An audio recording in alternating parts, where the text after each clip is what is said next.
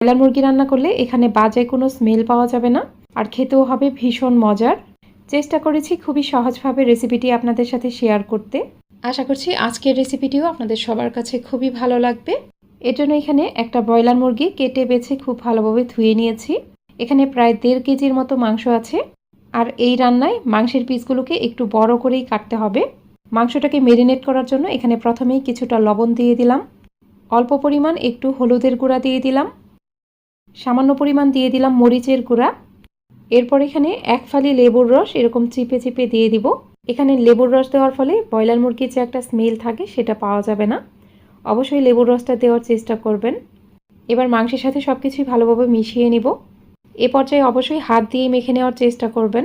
ভালোভাবে মেখে নেওয়ার পর আমি এই মাংসটাকে রেস্টে রাখবো প্রায় 15 মিনিটের মতো। 15 মিনিট পর আমরা মাংসটা রান্না করতে চলে যাব। এজন্য প্যানে কিছুটা রান্নার রেগুলার